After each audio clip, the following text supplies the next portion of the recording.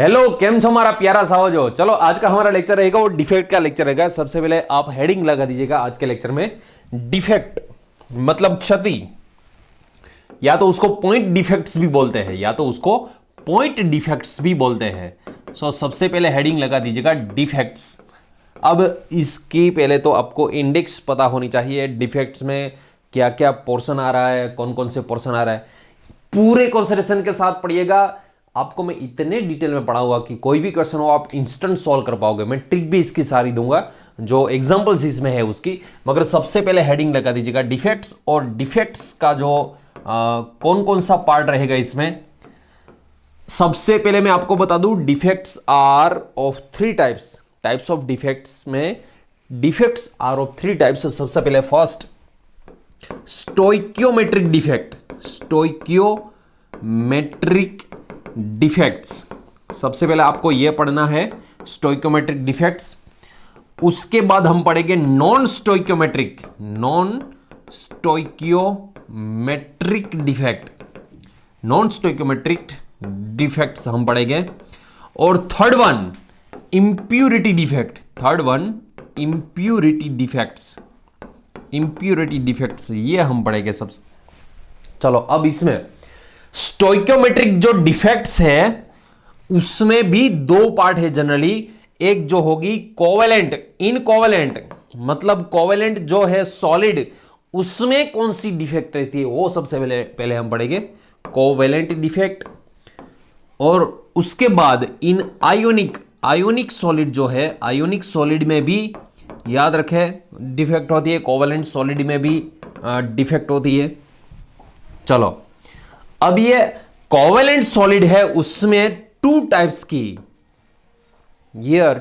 Types of covalent defect are present. सबसे पहले हमें बात करेंगे वैकेंसी डिफेक्ट की बात करेंगे। उसके बाद बात करेंगे इंटरस्टिशियल डिफेक्ट की बात करेंगे हम। चलो आयोनिक सॉलिड, इसमें कौन कौन से पार्ट होते हैं? आयोनिक सॉलिड में मैं आपको बता दूं, एक जो रहेगी वो शॉर्टकी डिफेक्ट। ये तो आपने भैया नेम सुना ही होगा, शॉर्टकी डिफेक्ट। और शॉर्टकी डिफेक्ट के अलावा दूसरी जो है वो फ्रेंकल डिफेक्ट। आप पूरा सुनिएगा, शॉर्टकी और फ्रेंकल दोनों में छोटा सा ही डिफरेंट है, मगर छोटे से डिफरेंस से उसके कंसेप्ट जो है दोनों बदल जाते हैं, दोनों चेंज हो जाते हैं। अब नॉन स्टोइकियोमेट्रिक में कौन कौन से पार्ट होते हैं? नॉन स्टोइकियोमेट्रिक में याद रखें, एक जो होती है मेटल एक्सेस, दूसरी जो होती है मेटल डेफिशिएंसी होती है, मेटल डेफिशिएंसी।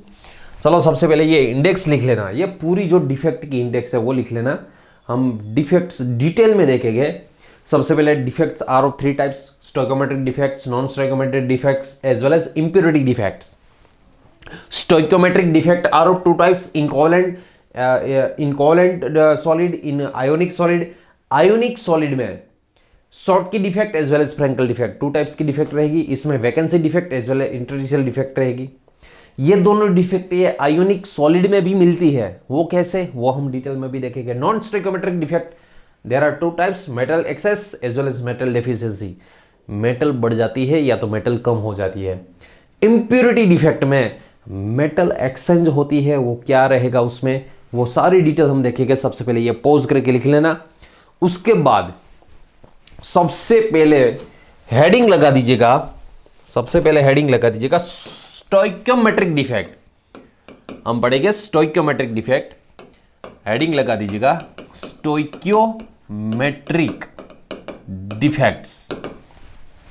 इसमें सबसे पहले हम दो जो टर्मिनोलॉजी है, एक जो रहेगी वैकेंसी डिफेक्ट,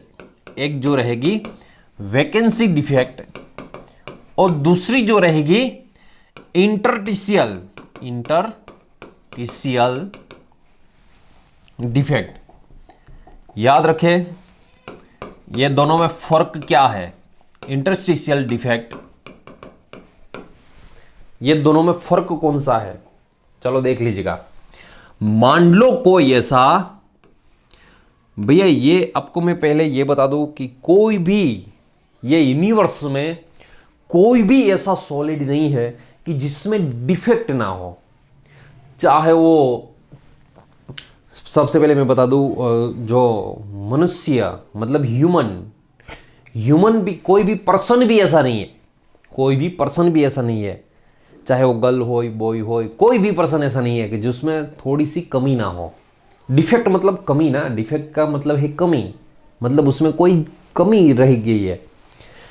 कोई भी सॉलिड क्यों ना हो, उसका अरेंजमेंट जो है, इंट्रिंसिक अरेंजमेंट, वो रेगुलर नहीं होता, 100% नहीं होता। कोई भी जो है 100% नहीं है दुनिया में। थोड़ी सी तो कमी उसमें होगी, थोड़ी सी तो डिफेक्ट होगी उसमें।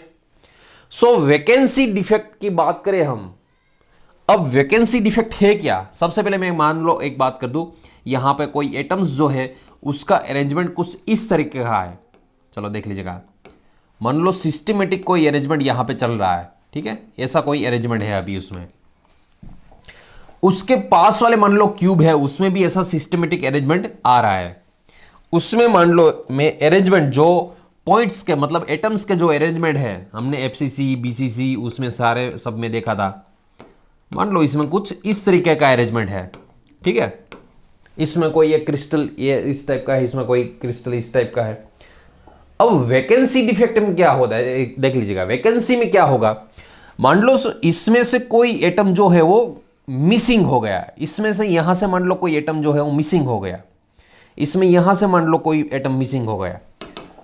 मिसिंग एटम जो है इस मान लो इसमें चला गया, ठीक है, यहां पे जो छोटी छोटी जगह थी बीच में, एटम के बीच में जो जगह थी, पूरे कंसिडरेशन के साथ पढ़िएगा भैया। ये जो टॉपिक है वो सबसे इजी टॉपिक है, मगर आपको कंसिडरेशन के साथ पढ़ना है। एक बार कंसिडरेशन रख दिया ना इसमें, आपको फिर इसके रिवीजन की भी बहुत जरूरत होगी, इसमें बहुत कम जरूरत होगी। सबसे पहले मैं आपको बता दूं, यहां पे जो ये स्पेस जनरेट हुई ना, स्पेस, सो ये स्पेस जो जनरेट हुई उसको वैकेंसी बोलते हैं। उसको क्या बोलते हैं? वैकेंसी। मतलब वहां पे स्पेस, वहां पे खाली जगह जनरेट हो गई, स्पेस जनरेट हो गई वहां पे। इसमें से एटम निकल के मान लो पास वाले जो है उसमें जो क्रिस्टल है उसमें चले गए मान लो, फिर उसके जो यहां पे वेकेंट थोड़ी जो एटम के बीच में जो जगह थी, स्पेस थी, छोटी सी स्पेस थी, उसमें मान लो एटम चले गए, उसको इंटरस्टिशियल, वहां पे जो छोटी छोटी जगह थी उसमें मान लो एटम चले गए, उसको इंटरस्टिशियल डिफेक्ट बोलेंगे। सो इसकी जो डेंसिटी है वैकेंसी में, आप लिख लेना इसके नीचे, वैकेंसी डिफेक्ट में इसकी डेंसिटी जो है वो कम होगी, इसमें इसकी डेंसिटी जो है इंक्रीज होगी। फिर से इसमें क्या हो रहा है, इसकी जो डेंसिटी है, इसकी जो डेंसिटी है वो डिक्रीज होगी, इसकी डेंसिटी, और इसकी जो डेंसिटी है वो इंक्रीज होगी। इसकी डेंसिटी बढ़ रही है, इसकी डेंसिटी जो है वो कम हो रही है। सो आपको वैकेंसी डिफेक्ट और इंटरस्टिशियल डिफेक्ट ये दोनों के बारे में पता होना चाहिए सबसे पहले, ठीक है। अब ये तो भैया ये टॉपिक तो कोई पूछने वाला है ही नहीं टॉपिक। वैकेंसी डिफेक्ट की बात करें तो फिर इसमें जो यहाँ पे खाली जगह हो रही है इसको वैकेंसी बोलते हैं। इसमें जो खाली जगह थोड़ी थोड़ी कहाँ पे जगह थी उसमें एटम आ गए, सो इसको इंटरस्टिशियल डिफेक्ट बोलते हैं। ये तो कोई पूछने वाली बात नहीं है, मगर फिर भी मैं बता दूं आपको, इसका जो क्वेश्चन पूछा जाता है वो डेंसिटी का पूछा है। इसकी डेंसिटी बढ़ रही है, क्यों डेंसिटी बढ़ रही है? क्योंकि उसमें एटम आ रहे हैं। इसकी डेंसिटी कम हो रही है, क्यों कम हो रही है? क्योंकि इसमें से एटम निकल रहे हैं। स्टोइकोमेट्रिक डिफेक्ट जो है उसको इंट्रिंसिक या तो थर्मोडायनेमिक डिफेक्ट भी बोला जाता है। लिखना फिर लिख लीजिएगा, इसमें थर्मोडायनेमिक डिफेक्ट भी कहा जाता है, क्योंकि ये जो टेम्परेचर बढ़ जाता है कई बार, फिर टेम्परेचर बढ़ने से कई एटम जो इसमें से इसमें आ जाता है, इसलिए इसको थर्मोडायनेमिक डिफेक्ट या तो इंट्रिंसिक डिफेक्ट भी बोलते हैं इसको, ठीक है। सबसे पहले इसको लिख लीजिएगा।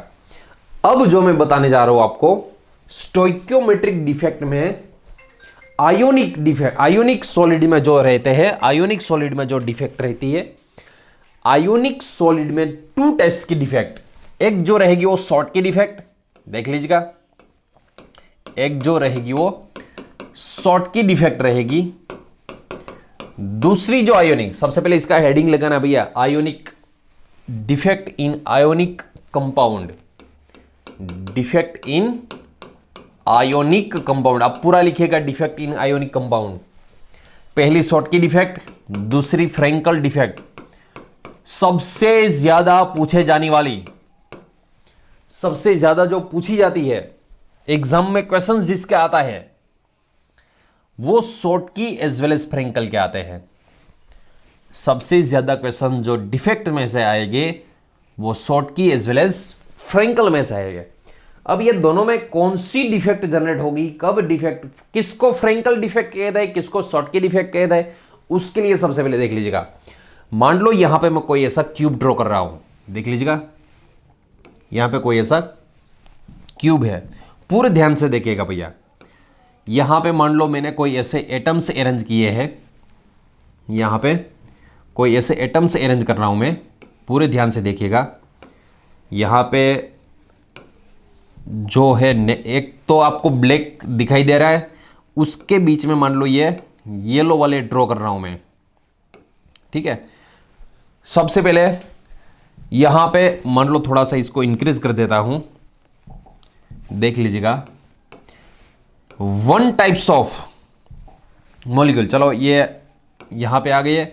उसके बाद मान लो यहां पे इसको मैं ऐसे अरेंज करता हूं, देख लीजिएगा, उसको मैं यहाँ ऐसे अरेंज करता हूँ। यहाँ पे ये येलो है, यहाँ पे ये येलो है, यहाँ पे ये येलो है, यहाँ पे ये ब्लैक है, यहाँ पे ये ब्लैक है, यहाँ पे ये ब्लैक है। उसके बाद यहाँ पे ये येलो है, यहाँ पे ये येलो है, यहाँ पे ये येलो है। अब मान लो ये जो ये ब्लैक वाला है वो मान लो नेगेटिव आयन है, वो मान लो नेगेटिव आयन है, ये भी नेगेटिव, ये भी नेगेटिव, ये भी नेगेटिव, ये सारे मान लो नेगेटिव आयन्स है। ये जो येलो वाले हैं मान लो ये सारे पॉजिटिव आयन हैं, ये जो है सारे पॉजिटिव आयन है मान लो, ठीक है, ये सारे पॉजिटिव आयन हैं।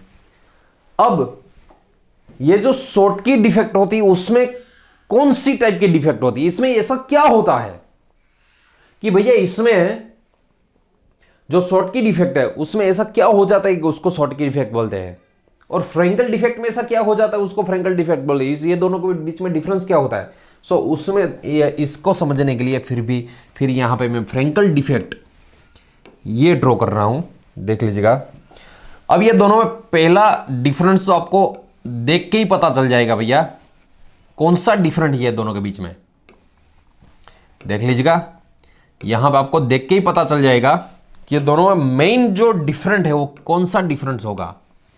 यहां पे मान लो ये येलो वाले हैं सारे पॉजिटिव आयन्स है, येलो वाले हैं सारे पॉजिटिव आयन्स है, और ये ब्लैक वाले जो सारे हैं वो नेगेटिव आयन्स है। सबसे पहले ये दोनों के बीच में डिफरेंस आपको क्या दिखाई दे रहा है, यहाँ पे पॉजिटिव, यहाँ पे पॉजिटिव, ये वाला पॉजिटिव, ये वाला पॉजिटिव, ये वाला पॉजिटिव, ये वाला पॉजिटिव, ये वाला पॉजिटिव। सबसे पहले तो आपको इसमें क्या दिखाई क्या दे रहा है, डिफरेंस क्या दिखाई दे रहा है आपको। फर्स्ट डिफरेंस तो यहाँ पे पॉजिटिव और नेगेटिव जो आयन है, ध्यान से सुनिएगा भैया, पॉजिटिव और नेगेटिव जो आयन्स है उसकी साइज ऑलमोस्ट सेम है, देख लीजिएगा। पॉजिटिव और नेगेटिव की साइज जो है वो ऑलमोस्ट सेम है, मगर यहां पे पॉजिटिव की साइज बहुत कम है, नेगेटिव की साइज बहुत ज्यादा है। उसकी कंपैरिजन में, नेगेटिव की कंपैरिजन में पॉजिटिव की साइज बहुत कम है। फर्स्ट डिफरेंस तो यह होगा। शॉर्टकी में पॉजिटिव नेगेटिव की साइज ऑलमोस्ट सेम, मतलब रेडी जो है उसकी ऑलमोस्ट सेम होगी। यहां पे पॉजिटिव जो है वो उसकी साइज बहुत कम होगी, नेगेटिव की साइज जो है बहुत ज्यादा होगी, ठीक है। दूसरी बात, चलो यहां पे मान लो ये वाला पॉजिटिव जो है वो मिसिंग है, फिर उसमें नेगेटिव मिसिंग होगा। दूसरी बात, चलो मान लो यहां पे नेगेटिव मिसिंग है, फिर यहां से कोई पॉजिटिव मिसिंग होगा। शॉर्टकी में जितने पॉजिटिव मिसिंग है उतने ही नेगेटिव मिसिंग हो गए, जितने पॉजिटिव आयंस मिसिंग है उतने ही नेगेटिव आयंस जो है वो मिसिंग हो गए, ठीक है। सबसे पहले फिर से शॉर्टकी में क्या होगा, आपको ये फिर से ड्रॉ करना भैया, जो मैंने यहां पे मान लो ड्रॉ किया था, फिर से देख लीजिएगा। ये है, आपको पहले तो ये ड्रॉ करना ही है, उसके नीचे फिर से आपको ये ड्रॉ करना है। कौन से ड्रॉ करने हैं, देख लीजिएगा, ये वाले ड्रॉ करने हैं, ये वाला ड्रॉ करना है आपको। इसमें जितने नेगेटिव मिसिंग है उतने ही पॉजिटिव है, या तो ऐसे बोल सकते हैं जितने पॉजिटिव मिसिंग है उतने ही नेगेटिव। इसका मतलब ये हुआ इसकी न्यूट्रलिटी मेंटेन रहेगी, ये न्यूट्रल रहेगा, इसकी इलेक्ट्रॉनीय जो न्यूट्रलिटी है वो मेंटेन रहेगी, ना तो ये पॉजिटिव बनेगा ना तो ये नेगेटिव बनेगा। क्यों? क्योंकि इसमें जितने पॉजिटिव मिसिंग है उतने ही नेगेटिव मिसिंग है। इसलिए इसमें तो हेलो यहाँ पे देखिएगा भैया, समझ में तो आ रहा है ना। टूंकमा एम कहूँ छूं कि जेटला पॉजिटिव मिसिंग है एटला नेगेटिव मिसिंग है। जितने पॉजिटिव नहीं दिखाई दे रहे उतने ही नेगेटिव नहीं दिखाई दे रहे। सो यहाँ पे इसकी न्यूट्रलिटी मेंटेन रहेगी, इलेक्ट्रॉनिक न्यूट्रलिटी जो है, ना तो ये पॉजिटिव बनेगा ना तो ये नेगेटिव बनेगा। ठीक है, यहां पे देख लीजिएगा, यहां पे क्या हो रहा है, यहां पे जो ये पॉजिटिव है ना वो निकल के यहां पे आ गया, ये पॉजिटिव यहां से निकल के वहां पे आ गया, क्योंकि उसकी साइज छोटी है ना, इसलिए वो उसकी जो पोजीशन है, उसकी जो पोजीशन है वो चेंज कर देगा वो। सो यहां पे दोनों के बीच में डिफरेंस है। सबसे पहले फर्स्ट डिफरेंस, एक काम कीजिएगा, इसके नीचे पॉइंट्स लिखते जाएगा। फर्स्ट डिफरेंस में जो आपको बता रहा हूं, here size of negative ions and positive ions are almost same. Sentence लिख दिया इसके नीचे। ठीक है, चलो इसमें नेगेटिव और पॉजिटिव दोनों की जो साइज है वो तो सेम रहेगी। यहां पे negatives ion are larger than positive ion, negatives ion are larger than positive ions। यहां पे नेगेटिव जो है उसकी साइज ज्यादा होगी पॉजिटिव के कंपैरिजन में। ठीक है, हियर फिर से यहां पे कौन सी, यहां पे देख लीजिएगा, जितने पॉजिटिव मिसिंग है उतने ही नेगेटिव मिसिंग है, जितने पॉजिटिव मिसिंग है इतने ही नेगेटिव मिसिंग है। सो इसकी डेंसिटी की बात करें, इसकी डेंसिटी डिक्रीज होगी, क्योंकि यहां पे वैकेंसी डिफेक्ट जनरेट हुई, इसलिए इसकी डेंसिटी, हियर डेंसिटी डिक्रीज, मगर यहां पर डेंसिटी इंक्रीज होगी या डिक्रीज होगी? कुछ नहीं होगा, डेंसिटी मेंटेन रहेगी। Here density remaining constant, here density remaining constant, density maintain रहेगी। क्यों? क्योंकि डेंसिटी यहां पे तो ये निकल गया, मगर ये निकल गया वो उसके ही इंटरस्टिशियल जो वॉइड था उसमें चला गया, इसलिए इसकी डेंसिटी में यहां पे कोई मिसिंग है ही नहीं। फ्रेंकल में कोई मिसिंग होता ही नहीं है, यहां पे मिसिंग होते हैं, यहां पे कोई मिसिंग होते ही नहीं। चलो दूसरी बात, यहां पे कौन सी डिफेक्ट जनरेट हुई? यहां पे वैकेंसी डिफेक्ट जनरेट हुई। हियर वैकेंसी डिफेक्ट, यहां पे कौन सी डिफेक्ट जनरेट हुई? Here vacancy defect. और यहां पे कौन सी डिफेक्ट दिखाई दे रही है आपको? Here vacancy as well as interstitial defect both are generate. Here only vacancy defect generate. Here vacancy defect as well as interstitial defect both are generate. दोनों इफेक्ट, जो दोनों डिफेक्ट है वो जनरेट हो रही है। ठीक है, फिर से शॉर्टकी और फ्रैंकल में क्या डिफरेंट है फिर से बोल रहा हूं मैं। फ्रैंकल में नेगेटिव और पॉजिटिव आयंस जो है उसकी साइज ऑलमोस्ट सेम रहेगी। इसमें नेगेटिव की जो साइज है वो पॉजिटिव से बहुत ज्यादा है, मतलब नेगेटिव जो है वो लार्जर है साइज में, पॉजिटिव वो स्मॉलर है साइज में। इसमें सिर्फ वैकेंसी डिफेक्ट जनरेट होती है, इसमें vacancy as well as interstitial दोनों डिफेक्ट जनरेट होती है। चलो उसके बाद यहां पे इसकी डेंसिटी वैकेंसी के कारण यहां पे डिक्रीज हो रही है। सो डेंसिटी यहां पे डिक्रीज हो रही है, इसकी डेंसिटी रिमेनिंग कांस्टेंट, यहां पे डेंसिटी कांस्टेंट हो रही है। क्यों? क्योंकि यहां पे कोई मिसिंग है ही नहीं। यहां पे जितने पॉजिटिव मिसिंग है उतने ही नेगेटिव मिसिंग है, वो लिख दीजिएगा। जितने पॉजिटिव मिसिंग है और नेगेटिव मिसिंग दोनों के जो नंबर्स है वो सेम रहेंगे। यहां पे कोई भी मिसिंग नहीं है, सिर्फ उसकी पोजीशन चेंज करा है, इसलिए यहां पे वैकेंसी जनरेट हो रही है, यहां पे इंटरस्टिशियल डिफेक्ट जनरेट हो रही है। दोनों डिफेक्ट इसमें दिखाई दे रही है, इसमें सिर्फ वैकेंसी डिफेक्ट। उसके बाद here coordination number almost same नहीं, सेम ही हो गए। Here coordination number same, here coordination number same, मगर यहां पे लो कोऑर्डिनेशन नंबर वाला है। यहां पे आपको ऐसा लिखना है, कोऑर्डिनेशन नंबर सेम ऐसा मत लिखिएगा, मगर यहां पे लिखिएगा here high coordination number, here low coordination number. मतलब जिसमें लो कोऑर्डिनेशन नंबर होता है उसमें ये वाला दिखाई दे रहा है, जिसमें हाई कोऑर्डिनेशन नंबर होते हैं वो जनरली ऐसी डिफेक्ट देते हैं। चलो देख लेते हैं कौन कौन से ऐसे मॉलिक्यूल्स है जिसमें हाई कोऑर्डिनेशन नंबर होते हैं और लो कोऑर्डिनेशन नंबर।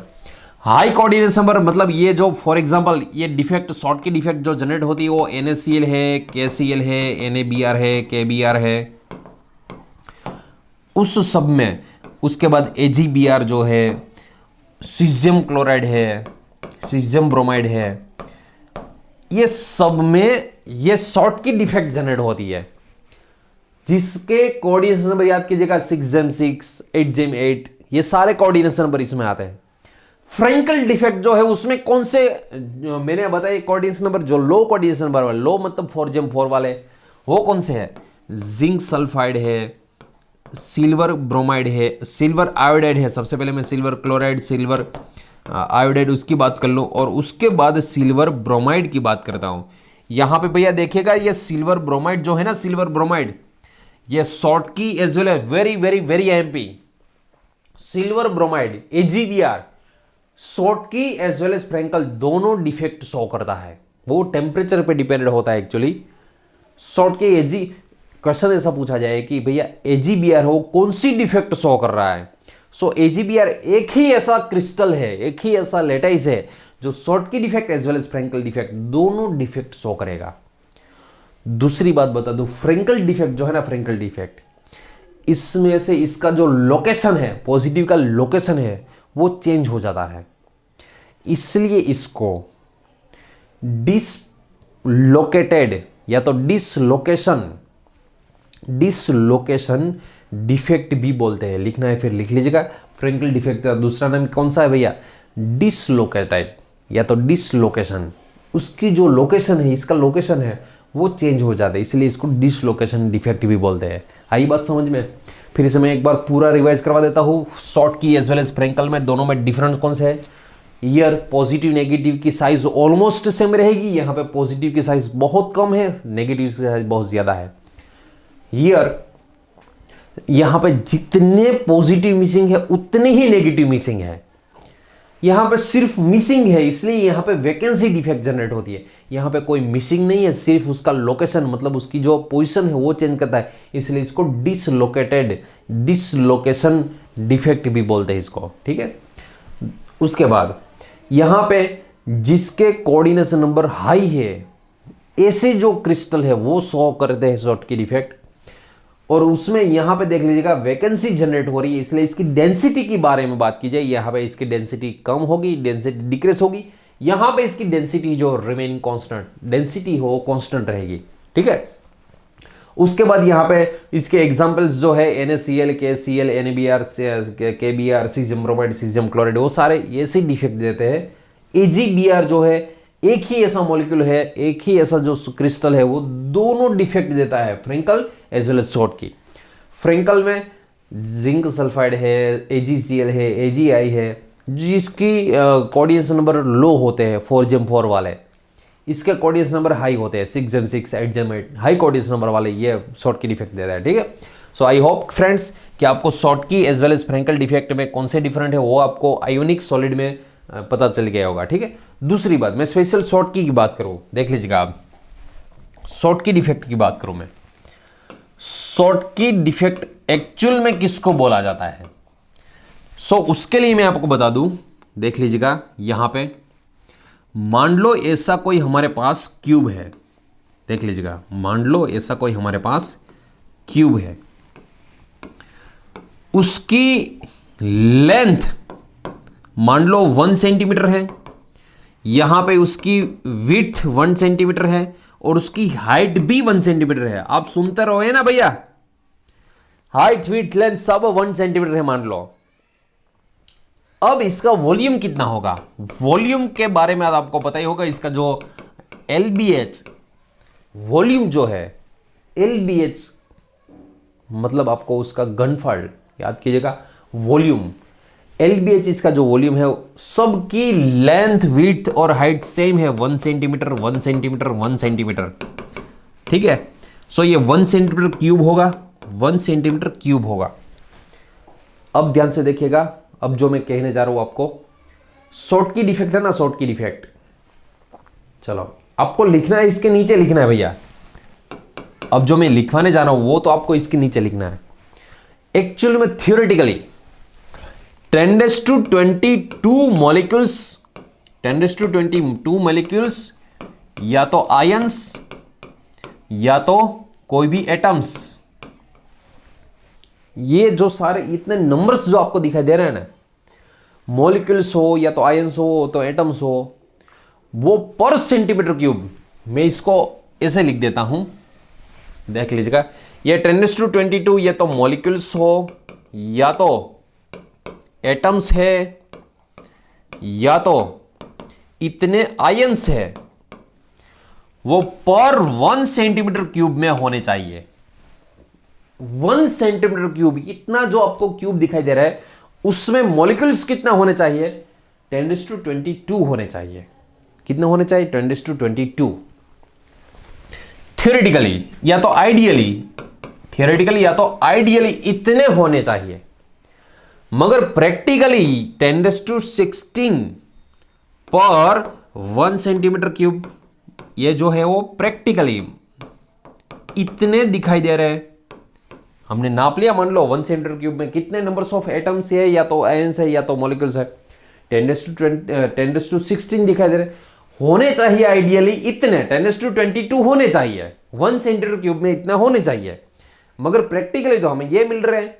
उसका मीनिंग ये हुआ कि 10⁻22 होने चाहिए और हमें तो मिल रहा है ये। सो 10⁻16 माइनस कर दीजिएगा 10⁻22 में से, तो 10⁻6 इतने मिसिंग है। सो इतनी डिफेक्ट है।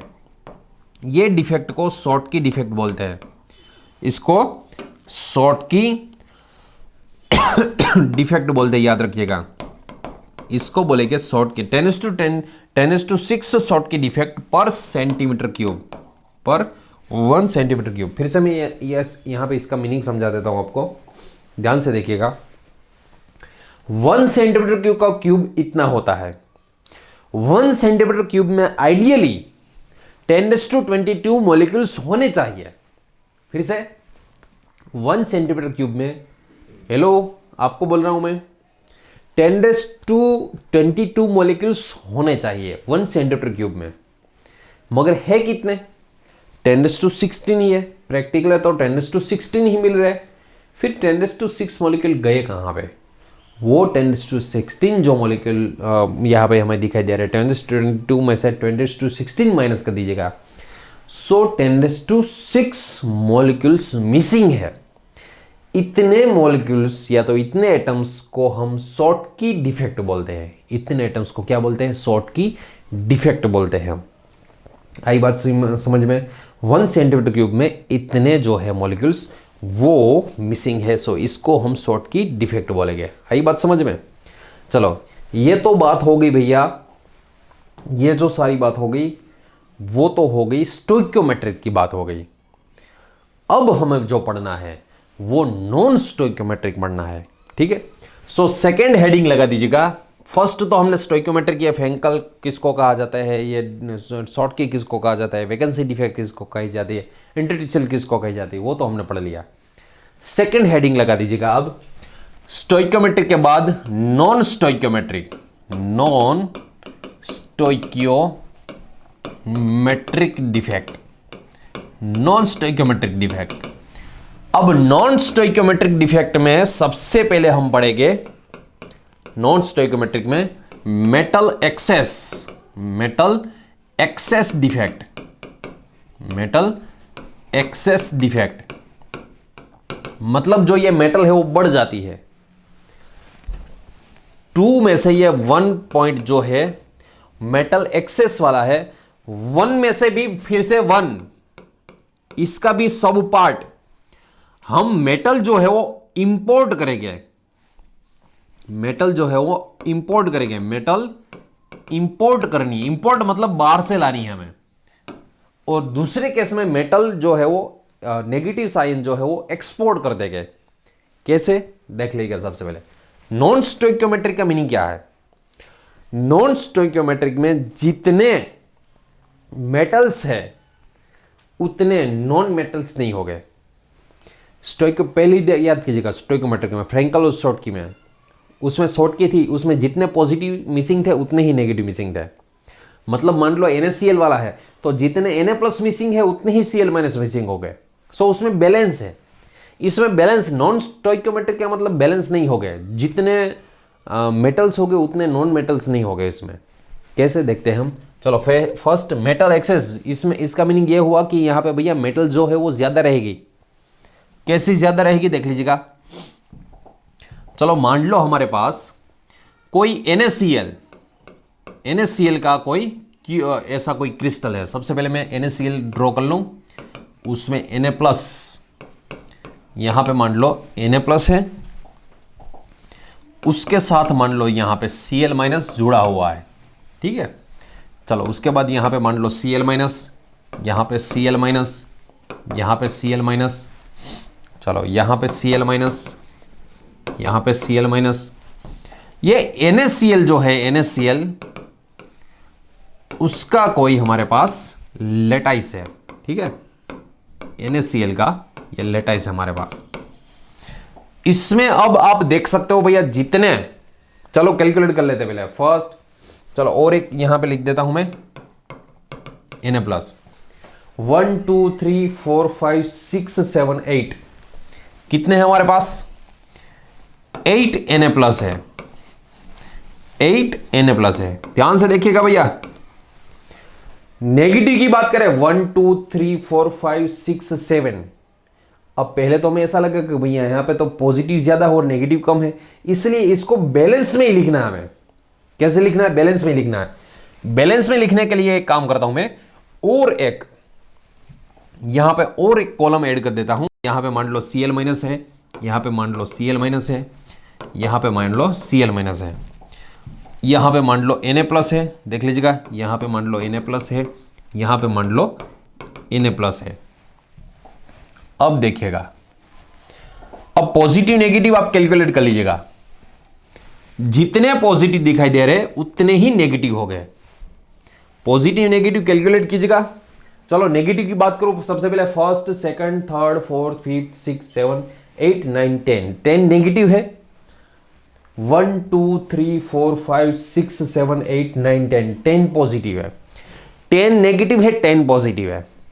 अब मान लो हमारे पास ये NaCl, इसका जो लेटाइस है उसमें में मान लो हमारे पास सोडियम मेटल है, देख लीजिएगा यहां पे मान लो सोडियम मेटल जो है उसको मैं थोड़ी सी हीट दे दूं, इसको मैं थोड़ी सी हीट दे दूं, फिर इसका सब्लिमेशन होगा। मेटल जो है मेटल, उसका सब्लिमेशन होगा, क्योंकि इसका जो बॉइलिंग पॉइंट है वो तो बहुत कम होगा। मेल्टिंग पॉइंट भी बहुत कम है, बॉइलिंग पॉइंट भी बहुत कम है। पहले तो मेटल को मैं इतना हीट दे दूं कि उसका डायरेक्ट सब्लिमेशन हो जाए। सब्लिमेशन हो जाए मतलब ये डायरेक्ट सॉलिड में से गैसियस फॉर्म में आ जाए और यहां पे सोडियम मेटल आ जाए। देख लीजिएगा, सोडियम मेटल की बात कर रहा हूं मैं, Na प्लस की बात नहीं कर रहा हूं मैं। किसकी बात कर रहा हूं? सोडियम मेटल की बात कर रहा हूं। पूरे ध्यान से देखिएगा, सोडियम मेटल यहां पे अटैच हो रही, सोडियम मेटल इसके साथ जुड़ गई। NaCl का जो है ये क्रिस्टल, उसके साथ सोडियम मेटल यहां पे अटैच हो गई, ठीक है। मैंने सोडियम मेटल नीचे रखी, उसका मैंने सब्लिमेशन कर दिया हीट देके, यहां पे सोडियम मेटल इसके साथ जुड़ गई। अब क्या होगा ध्यान से देखिएगा, यहां पे पहले तो सोडियम 10 थे, 5 ऐड हो गए। इन शॉर्ट इसमें मेटल एक्सेस हो गई पहले तो। मगर मेटल एक्सेस होने से होगा क्या? ध्यान से देखिएगा, मेटल एक्सेस होने से होगा क्या? इसका जो Cl माइनस है, यहां पे ध्यान से देखिएगा, इसका जो Cl माइनस है वो उसकी जगह उसकी छोड़ के यहां पे इसके पास आ जाएगा, देख लीजिएगा। और ये वाला जो सोडियम है, ये वाला जो सोडियम यहां पर जो आपको सोडियम दिखाई दे रहा है, वो सोडियम क्या करेगा? 1 इलेक्ट्रॉन रिलीज करेगा। क्या करेगा? वो 1 इलेक्ट्रॉन रिलीज करेगा। इलेक्ट्रॉन रिलीज करके वो यहां पे रख देगा, देख लीजिएगा। ये जो सोडियम है ना, उसमें से बन जाएगा Na प्लस, सोडियम में से बन जाएगा सोडियम प्लस। और इसका जो 1 इलेक्ट्रॉन रिलीज हुआ वो किसकी जगह लेगा? वो Cl की जगह ले लेगा। ध्यान से देखिएगा भैया, बहुत इंपॉर्टेंट कैसे ही है। सोडियम यहां पे मेटल हमने अटैच की, अंदर से कोई Cl अट्रैक्ट होके, कोई भी Cl जो है वो अट्रैक्ट हो गए, वो सोडियम के पास आ जाएगा।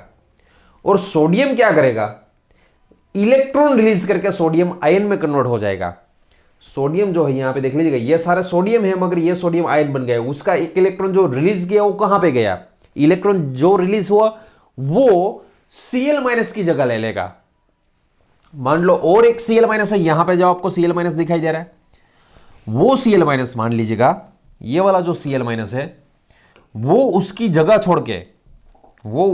छोड़ के मान लो यहां पे इसके साथ अट्रैक्ट हो गया, और यहां पे सोडियम जो है, सोडियम फिर से ये वाला सोडियम वो Na+ में कन्वर्ट हो जाएगा, और उसका जो इलेक्ट्रॉन है वो Cl की जगह ले लेगा, जो Cl यहां पे था पहले वो इसकी जगह पे ले लेगा। सो इसकी न्यूट्रलिटी की, इलेक्ट्रॉनिक न्यूट्रलिटी की बात करें हम, मतलब पॉजिटिव नेगेटिव की बात करें, पॉजिटिव नेगेटिव की, फिर जितने इसमें पॉजिटिव है उतने ही नेगेटिव रहेंगे। मैं पॉजिटिव नेगेटिव की बात कर रहा हूं, मैं Na+Cl- की बात मैं जो बोल रहा हूं ना वो ध्यान से सुनिएगा, मैं बात कर रहा हूं पॉजिटिव और नेगेटिव की। चलो पॉजिटिव की बात करें पहले, 1 2 3 4 5 6 7 8 9 10 11 12। अभी ये तो पॉजिटिव में कन्वर्ट नहीं हुई, ये तो न्यूट्रल है, मगर दो पॉजिटिव में कन्वर्ट हो गई इसलिए इसको 12 कहा गया। अब नेगेटिव, चलो 1 2 3 इसको भी कैलकुलेट करना होगा ना, क्योंकि ये भी नेगेटिव हो गया। 5 6 7 8 9 10 11 12, मतलब जितने पॉजिटिव है उतने ही नेगेटिव है, मगर जितने Na+ है उतने Cl- नहीं है भैया। बिफोर एंड आफ्टर की बात करें, बिफोर एंड आफ्टर, सबसे पहले 10 जो है वो Na+ थे, 10 जो है वो Cl- थे, 10 Na+ थे, 10 Cl- थे। आफ्टर 10, याद रखिएगा 10 में से 2 आ गए इसलिए 12 Na+ हो गए, मगर 10 Cl- वो तो एज इट इज ही है। यहां पे देख लीजिएगा Cl- की कंपैरिजन में सोडियम प्लस जो है बढ़ गए मतलब मेटल एक्सेस हो गई, सो इसको मेटल एक्सेस डिफेक्ट भी बोलते हैं। और यहां पे बात करूं मैं, ये तो Na+ और Cl- की बात हो गई, मगर पॉजिटिव और नेगेटिव की बात करो, सबसे पहले 10 बिफोर, पहले 10 पॉजिटिव थे, 10 नेगेटिव थे।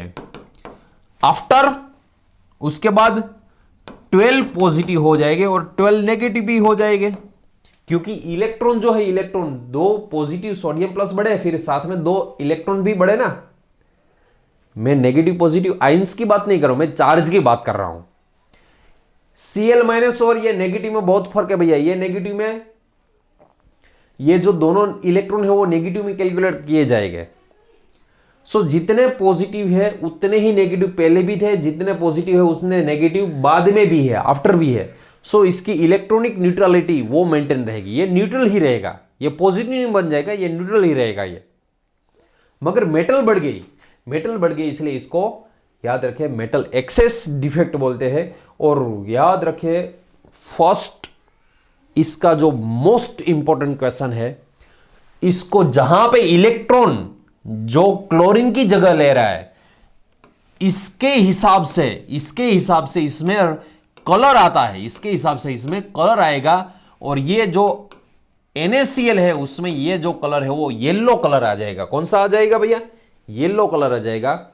और इसको जर्मन वर्ड फॉर बेंजिंटर से इसको एफ सेंटर बोलते हैं, F centre. For German word है, एफ मतलब फॉर बेंजिंटर, एफ मतलब फॉर, FAR बेंजिंटर, उसका मतलब है कलर्ड सेंटर। फॉर बेंजिंटर का जो मीनिंग है यहां पे लिखता हूं, फॉर बेंजिंटर, फॉर बेंजिंटर, इसका मीनिंग है कलर्ड सेंटर, मतलब इसके हिसाब से कलर्ड आएगा। सोडियम क्लोराइड मतलब जो नमक है वो तो भैया व्हाइट होता है, मगर नमक पे यदि आपने Na+ सोडियम लगा दिया, नमक पे मान लो सोडियम लगा दिया, फिर वो जो नमक है मतलब NaCl है, सोल्ट जो है, टेबल सोल्ट जो बोलते हैं हम, कुकिंग सोल्ट बोलते हैं, वो याद रखिएगा व्हाइट में से येलो कलर हो जाएगा।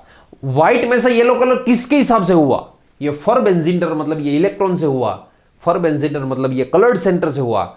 सो आपको मेटल एक्सेस डिफेक्ट में यदि पूछा जाए कि NaCl में यदि आपने सोडियम उस पर लगा दिया, मेटल एक्सेस कर दी, फिर सोडियम क्लोराइड का जो कलर है वो कौन सा हो जाएगा?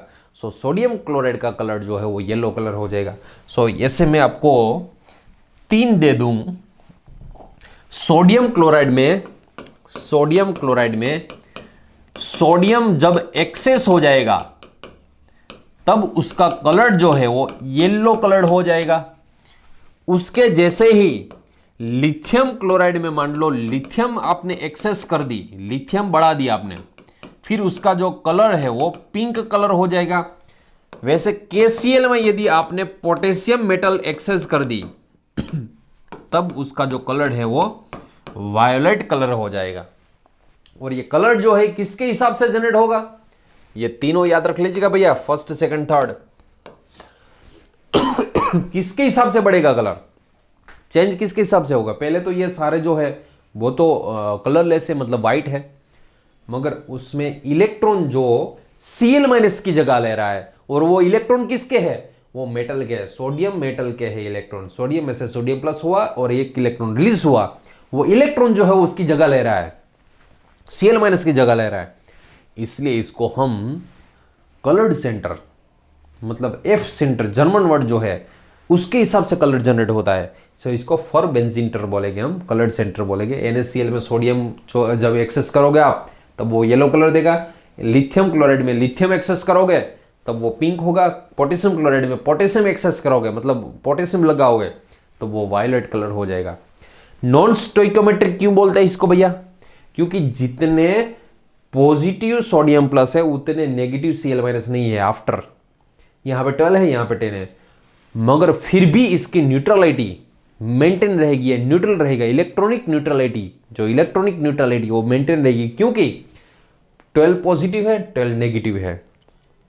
इसलिए यहां पे 12 प्लस 12 माइनस वो 0, ये न्यूट्रल रहेगा भैया। सोडियम बढ़ता है मगर पॉजिटिविटी नहीं बढ़ती इसकी, सिर्फ मेटल बढ़ेगी, पॉजिटिव आयंस नहीं बढ़ेंगे, वो तो मेंटेन ही रहेंगे। क्योंकि इलेक्ट्रॉन पॉजिटिव आ रहा है उसके साथ इलेक्ट्रॉन भी आ रहा है ना, इसलिए इसमें मेंटेन रहेगा, इसमें कोई दिक्कत नहीं होगी। ठीक है, सो ये होगी नॉन स्टोइकोमेट्रिक में सबसे पहले मेटल एक्सेस डिफेक्ट। और मेटल एक्सेस में भी फिर से ये फर्स्ट मेटल इंपोर्ट, बाहर से हमने मेटल इंपोर्ट की। क्या किया? बाहर से हमने मेटल इंपोर्ट की। अब ये मेटल एक्सेस जो है ना, मेटल एक्सेस, मेटल कैसे बढ़ाई जाती है? मेटल एक्सेस का मतलब मेटल एक्सेस कैसे की हमने? बाहर से मेटल ऐड करके। अब दूसरा, मेटल एक्सेस नहीं करनी है मगर उसमें जो नेगेटिव आयंस है ना, नेगेटिव आयंस वो एक्सपोर्ट कर देते हैं। Export negative ions, export negative ions, वो कैसे देख लीजिएगा। मैं आपको सिंपल सी एक बात बताऊं। मान लो एक क्लास से आप जो पढ़ रहे हो उसमें मान लो 10 गर्ल्स है और 10 बॉयज है। ध्यान से देखिएगा मैं क्या कहने जा रहा हूं। मान लो 10 गर्ल्स है और 10 बॉयज है। अब मान लो मुझे बॉयज के नंबर्स बढ़ाने हैं, बॉयज के नंबर्स बढ़ाने हैं कंपेयर टू गर्ल। बॉयज के नंबर्स बढ़ाने हैं, 10 बॉयज है ना, उसके नंबर, अभी तो गर्ल्स और बॉयज सेम है, ठीक है। मुझे बॉयज के नंबर्स बढ़ाने हैं, कैसे बढ़ा सकता हूं? 2 तरीके से बढ़ा सकता हूं। या तो बाहर से मैं 2 बॉयज ला के यहां पर रख दो क्लास में। सो 10 थे, उसमें 2 मैंने लगा दिए, सो 12 हो गए। सो गर्ल्स की कंपेरिजन में बॉयज बढ़ गए, ठीक है। छोड़ो, चलो बाहर से बॉयज लाना नहीं है। मान लो बाहर से बॉयज आपको लाना ही नहीं है, 10 गर्ल्स है 10 बॉयज। अभी फिर बाहर से बॉयज ऐड नहीं करने हैं, 2 बॉयज नहीं लाने हैं, फिर भी मुझे बॉयज के नंबर्स बढ़ाने हैं। चलो क्या करेंगे हम? सोचेगा क्या कर सकते हैं हम। क्लास में जो गर्ल है उसको हम, क्लास में जो गर्ल है उसको हम निकाल देते हैं। चलो उसमें से 2 गर्ल को निकाल दीजिएगा। क्लास में जो 10 गर्ल है 10 गर्ल को निकाल दीजिएगा। 10 गर्ल में से 2 गर्ल्स को निकाल दीजिएगा। 2 गर्ल्स को निकाल दी, इसका मीनिंग ये हुआ कि वो अब 8 गर्ल्स हो जाएगी। 8 गर्ल की कंपैरिजन में ये जो 10 बॉयज है वो अपने आप बढ़ जाएंगे। सो यहां पे वैसे का वैसा ही यहां पे मेटल एक्सेस डिफेक्ट जो है उसमें या तो बाहर से मेटल ऐड कीजिएगा या तो अंदर से नेगेटिव आयंस जो है वो निकाल दीजिएगा। कैसे देखते हैं हम, एक एग्जांपल देता हूं आपको। मान लो हमारे पास जिंक ऑक्साइड मान लो यहां पे जिंक Zn2+, जिंक ऑक्साइड में Zn2+ होगा भैया। चलो Zn2+ है, यहां पे Zn2+ है, यहां पे Zn2+ है। चलो ठीक है, उसके बाद यहां पे मान लो Zn2+ है। ऐसा कोई सॉलिड है हमारे पास, यहां पे कोई Zn2+ है। चलो ऑक्साइड मतलब यहां पे ऑक्सीजन 2- है, ऑक्साइड मतलब ऑक्सीजन 2- है यहां पे, ऑक्साइड मतलब ऑक्सीजन 2-, ऑक्साइड मतलब ऑक्सीजन 2-, यहां पे ऑक्साइड मतलब ऑक्सीजन 2-। ऐसा कोई चलो सॉलिड है मान लो हमारे पास, ठीक है। सबसे पहले आप कैलकुलेट कीजिएगा कितने नंबर्स ऑफ Zn2+ है, कितने नंबर्स ऑफ ऑक्साइड है। 1 2 3 4 5, 5 Zn2+ है, 5 ऑक्साइड है। इसको मान लो मैं हीट देता हूं, देख लीजिएगा, पूरे ध्यान से पढ़िएगा भैया, बहुत इंपॉर्टेंट है ये। मान लो इसको मैंने हीट दे दी, इसको मान लो मैंने हीट दे दी। हीट दोगे फिर क्या होगा, इसमें से ऑक्साइड जो है ना, ऑक्साइड वो 2 इलेक्ट्रॉन, 2 इलेक्ट्रॉन्स यहां पे छोड़ के ये ऑक्सीजन गैस होके निकल जाएगा। ऑक्साइड जो है वो 2 इलेक्ट्रॉन, यहां पे मैं रिएक्शन लिखता हूं, देख लीजिएगा। ये हीट देने से क्या होगा,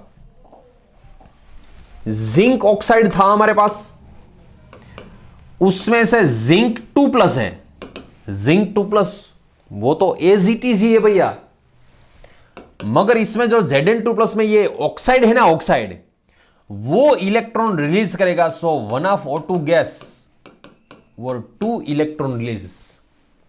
इसका मतलब ये हुआ जिंक ऑक्साइड में Zn2+ और ऑक्साइड 2- है ना जो, ये ध्यान से देखिएगा, जिंक ऑक्साइड में Zn2+, ये तो एज इट इज ही रहेगा, एज इट इज मतलब Zn2+ का Zn2+ ही रहेगा। मगर ऑक्साइड में से ऑक्सीजन बन जाएगा, ऑक्सीजन गैस बन जाएगा और वो लिबरेट हो जाएगा, निकल जाएगा और 2 इलेक्ट्रॉन रिलीज करेगा। वो कितने इलेक्ट्रॉन, 2 इलेक्ट्रॉन। कई सारे स्टूडेंट्स ऐसा सोचते हैं कि सर यहां पे जिंक ऑक्साइड जो है ना, जिंक ऑक्साइड, उसमें से ये इलेक्ट्रॉन निकले हैं वो जिंक में से निकले हैं। नहीं भैया, जिंक में से नहीं निकल रहे हैं, वो ऑक्साइड में से निकल रहे हैं। ऑक्साइड जो है, ऑक्साइड, ये ऑक्साइड देख लीजिएगा, वहां पे पहले ऑक्साइड था ना, यहां पे पहले ऑक्साइड था, वो ऑक्सीजन गैस निकल जाता है और वहां पे 2 इलेक्ट्रॉन वो रख देता है। सो इलेक्ट्रॉन यहां पे आ रहे हैं, इसको हम बोलेंगे फॉर बेंजिंटर, एफ सेंटर बोलेंगे, इसको भी एफ सेंटर बोलेंगे। और इसका भी जिंक ऑक्साइड का कलर कलरलेस में से येलो कलर हो जाएगा। जिंक ऑक्साइड कलरलेस होता है, व्हाइट होता है भैया। उसको यदि आपने हीट दे दी ना, फिर वो येलो हो जाएगा। वो क्यों येलो, व्हाइट में से येलो क्यों हो रहा है, क्योंकि उसमें इलेक्ट्रॉन जो है आ रहे हैं। बिफोर आफ्टर की बात करें, सबसे पहले देख लीजिएगा बिफोर आफ्टर। पहले हमारे पास 5 Zn2+ थे और 5 ऑक्साइड थे। आफ्टर 5 Zn2+ है और 4 ऑक्साइड है, देख लीजिएगा 4 ऑक्साइड, 1 2 3 4। अब ये ऑक्साइड नहीं, ये तो इलेक्ट्रॉन है। सो नेगेटिव आयंस को निकाल दिया हमने, देख लीजिएगा ध्यान से, नेगेटिव आयंस को निकाल दिया। सो यहां पे नेगेटिव साइंस को निकालने के बाद, नेगेटिव साइंस को निकालने के बाद पॉजिटिव आयंस, ऑक्साइड की कंपैरिजन में ये जो पॉजिटिव आयंस है वो अपने आप बढ़ गए, अपने आप इंक्रीज हो गए। आई बात समझ में। मगर टोटल पॉजिटिव नेगेटिव की बात करें, ये तो आयंस की बात होगी, पॉजिटिव नेगेटिव। यहां पर नेगेटिव कैलकुलेट कीजिएगा। चलो 1, अब 2- है मतलब 2 negative, 2 negative, 2 negative, 2 negative, 2 negative, मतलब 10 तो नेगेटिव है ही। पॉजिटिव 2 + 2 + 2 + 2 + 2, 10 पॉजिटिव है। मतलब जितने पॉजिटिव है उतने ही नेगेटिव, मतलब ये इसकी ये जो है इलेक्ट्रॉनिक न्यूट्रलिटी मेंटेन रहेगी। ना तो ये पॉजिटिव बनेगा ना तो ये नेगेटिव बनेगा, सिर्फ नेगेटिव आयंस निकल रहे हैं, मगर नेगेटिव आयंस जो है वो इलेक्ट्रॉन छोड़ के जा रहे हैं, इलेक्ट्रॉन छोड़ के जा रहा है, इसलिए ये जो है इलेक्ट्रॉनिक न्यूट्रल रहेगा, ना तो ये पॉजिटिव बनेगा ना तो ये नेगेटिव बनेगा। आई बात समझ में फ्रेंड्स? और ये जो कलर है वो जिंक ऑक्साइड कलरलेस में से येलो बन जाएगा, इसको हीटिंग देने से, इसको जिंक ऑक्साइड को, ये जो है वो कलरलेस है, उसमें से ये कौन सा बन जाएगा, ये येलो कलर। येलो कलर किसका है? ये इलेक्ट्रॉन का, इलेक्ट्रॉन के हिसाब से ये येलो कलर आ रहा है। सो जिंक ऑक्साइड को यदि आपने हीट दे दी सो ये येलो कलर में कन्वर्ट हो जाएगा। बिफोर मतलब पहले यदि हम बात करें फॉर्मूला की, पहले जिंक ऑक्साइड फॉर्मूला थी, अब हम जिंक 1+Xo कह सकते हैं। 1+X कहां से है यार? पहले ये 1:1 रेशियो में था, अब ऑक्सीजन से ये जो है वो X टाइम बढ़ गया है, मतलब यहां पे देख लीजिएगा ऑक्साइड से ये बढ़ गई है, मतलब उसकी कंपैरिजन में ये ज्यादा हो गए। सो फ्रेंड्स मैं आपको फिर से बता दूं, मेटल जो है, मेटल एक्सेस दो तरीके से कर सकते हैं, या तो बाहर से मेटल लाएगा या तो अंदर से नेगेटिव आयन को निकाल दीजिएगा। फिर से बाहर से मेटल लाएगा या तो अंदर से नेगेटिव आयन को निकाल दीजिएगा, मेटल अपने आप बढ़ जाएगी। मैंने जो पहले गर्ल्स बॉयज का एग्जाम्पल दिया था, 10 बॉयज 10 गर्ल्स, या तो बॉयज को ऐड कीजिएगा या तो गर्ल्स को निकाल दीजिएगा। 2 बॉयज को ऐड किया या तो 2 बॉयज को निकाल दीजिएगा। सो आप अपने आप दोनों तरीके से आप मेटल एक्सेस कर सकते हो। सो फ्रेंड्स इसको उतार लीजिएगा, जिंक ऑक्साइड में से कलरलेस था पहले और उसमें से येलो कलर कैसे आया, फिर उसका जो आंसर है वो येलो कलर इसलिए आ रहा है क्योंकि उसमें से ऑक्साइड निकल जाएगा, ऑक्सीजन निकल जाएगा और इलेक्ट्रॉन छोड़ के जाएगा, इलेक्ट्रॉन के हिसाब से ये कलर आएगा। ठीक है, चलो फर्स्ट ये मेटल एक्सेस थी, अब ये second metal deficiency. Metal deficiency मतलब यहां पे कम हो रही है मेटल। एक्चुअल में आपको बता दूं, आइडेंटिकल FeO ऐसा होना चाहिए, फेरस ऑक्साइड जो है ऐसा होना चाहिए, मगर प्रैक्टिकली यदि देखें हम, फिर ये 1:1 रेशियो में है ना, वो 1:1 रेशियो में नहीं होता, कुछ इस तरीके से होता है। Fe.94 कुछ इस तरीके को होता है, 95 ऑक्साइड, Fe.96 ऑक्साइड, या तो मैंगनीज की बात करें Mn.98 ऑक्साइड, कोबाल्ट की बात करें 0.79 ऑक्साइड। इन शॉर्ट यहां पे देख लीजिएगा आइडेंटिकल मतलब ये जो आदर्श 1:1 रेशियो में होने चाहिए, मगर ये 1:1 रेशियो में है ही नहीं।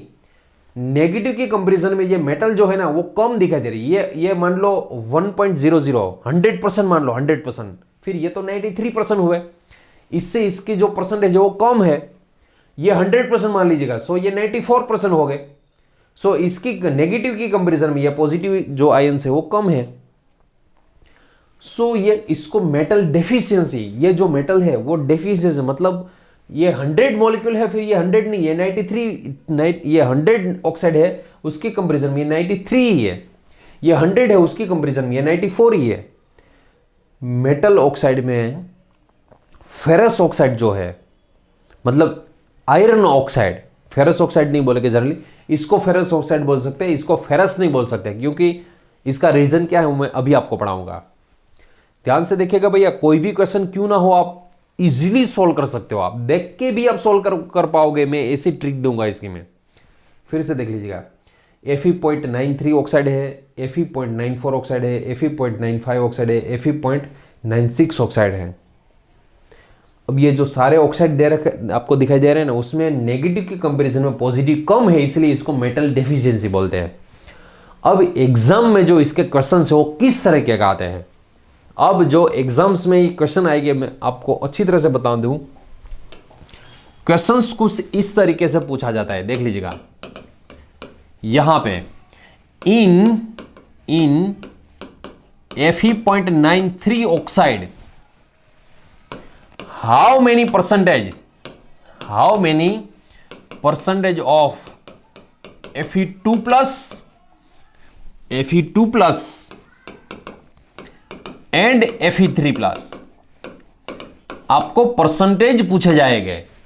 Fe.93 ऑक्साइड में Fe2 के कितने परसेंटेज है और Fe3+ के कितने परसेंटेज है।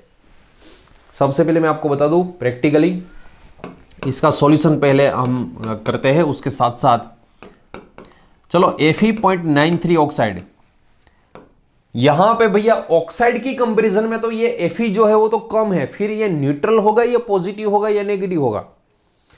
सो आपको मैं बता दूं भैया, पहले तो हमें ऐसा ही विचार आएगा कि यहां पे ऑक्साइड की कंपैरिजन में ये जो पॉजिटिव है वो कम है, इसलिए ये तो नेगेटिव होना चाहिए, क्योंकि ऑक्साइड जो है वो ज्यादा है, पॉजिटिव है कम है। मगर ऐसा नहीं, ये न्यूट्रल है एक्चुअल में।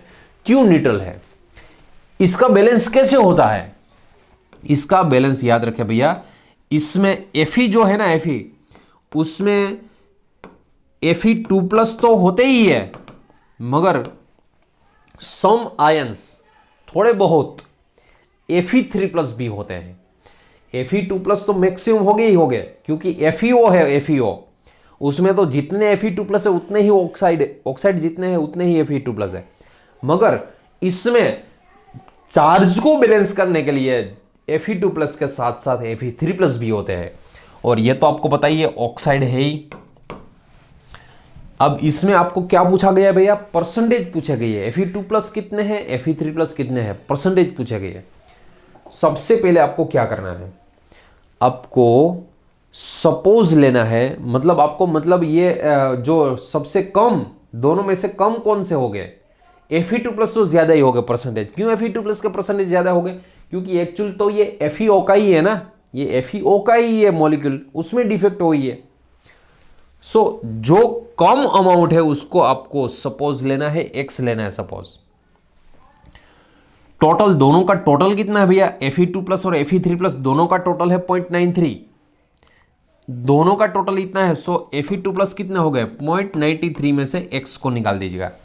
फिर से बता दूं, यहां पे हमारे पास जो है ये 0.93 हो, ये Fe2+ और Fe3+ ये टोटल है 0.93, क्योंकि ये न्यूट्रल है। न्यूट्रल कैसे होगा?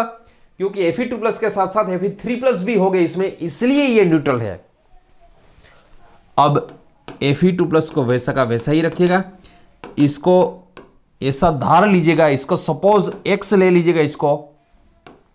सो यहां पे Fe2+ कितने हो गए? वो 0.93 माइनस X हो गए, वो 0.93 माइनस X हो गए। X को उस तरफ जाने दीजिएगा। सो Fe3+ मान लो X है हमारे पास, सो Fe2+ कितना हो गया? 0.93 माइनस X हो गए। अब इसका कैलकुलेशन, परसेंटेज का कैलकुलेशन कैसे करना है हमें, ध्यान से देखिएगा मैं कैलकुलेशन कैसे कर रहा हूं। इसका चार्ज तो बैलेंस है,